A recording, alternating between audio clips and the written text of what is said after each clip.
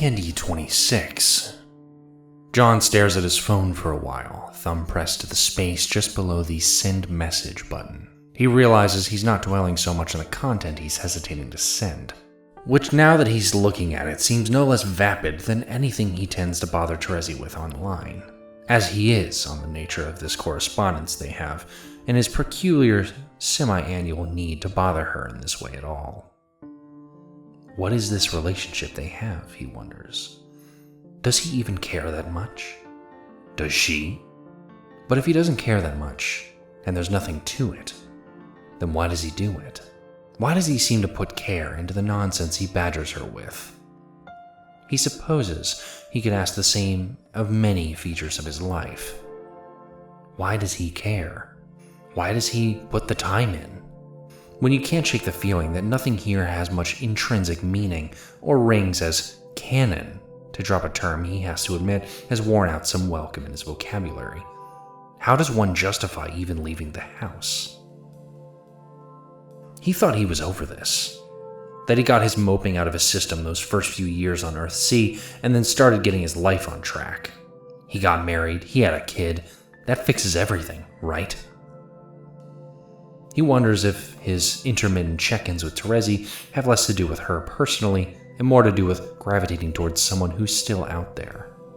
Someone who can still lay credible claim to functioning as an agent of relevance.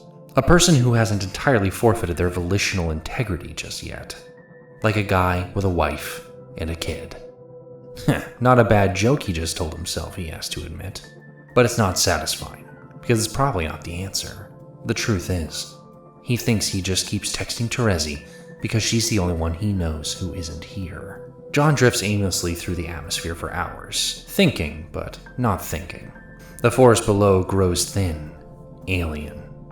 He floats past the border of the Troll Kingdom, where the grass starts to get sparse and gray and sets down in a quarry surrounded by bare, thorny bushes. Instead of flowers, they're sprouting throbbing yellow pustules. John touches a branch and one of the pustules bursts, leaking mustard-colored slime everywhere. How could you be homesick for a place like this, John wonders. Then he remembers Terezi once told him about the place she grew up in. A quiet forest of blueberry and cotton candy, a canopy so dense she had to walk minutes from her house to be exposed to the sun. Even Alternia had beauty in it. But John is sure that Earthsea probably replicates it the same way it replicates everything else. Thin and garish, fakety fake. A bad photocopy with the ink setting turned to high contrast.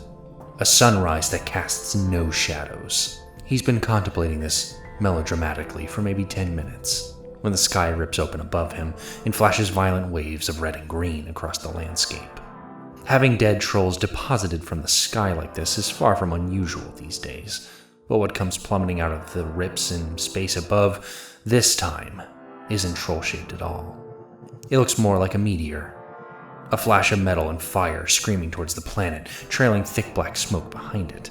It outpaces the flames for a moment, and John recognizes it. It can't be. There's no way, and yet there's no mistaking it. It's his father's car. A whole ton of white metal oxidizing in the heat, the windows all smashed open. If anyone's in there, he can't make them out.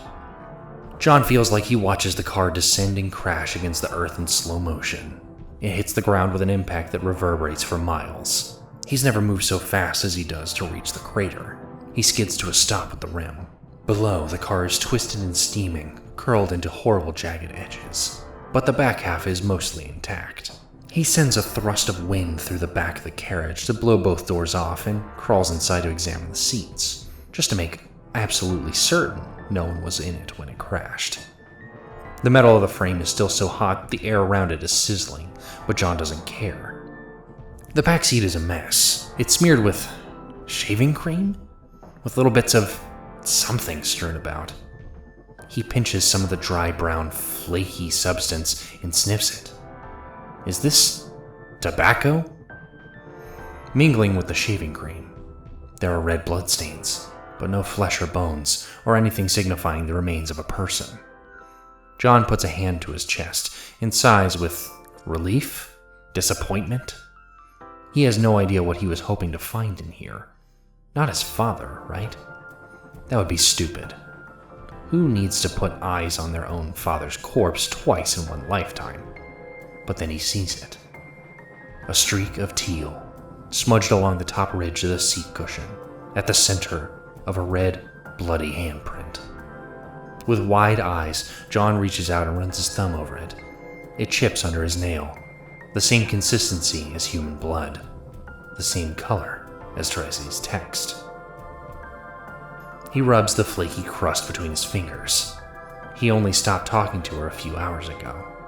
Time passes differently out there, as he's often reminded. She was so sure she was dying. Was this it?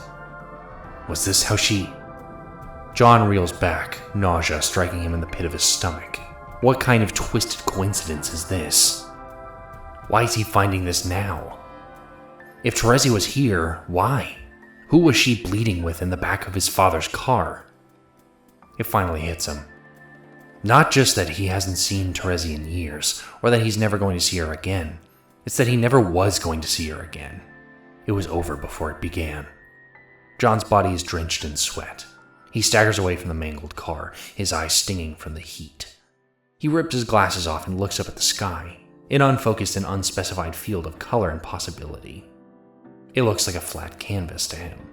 Yet behind its flatness he knows it stretches back through an infinite expanse of pointlessness, a limitless field of uncaring. It seems to mock him. He points his eyes at the sympathetic dirt instead.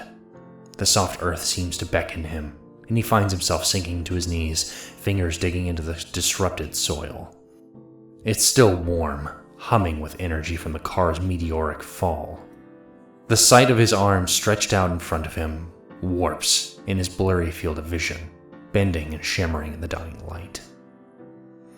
John realizes he's crying when the first wet droplets fall into the back of his hands. They mingle with the dirt around him, turning the comforting earth to sticky mud. He doesn't get it, and he never has.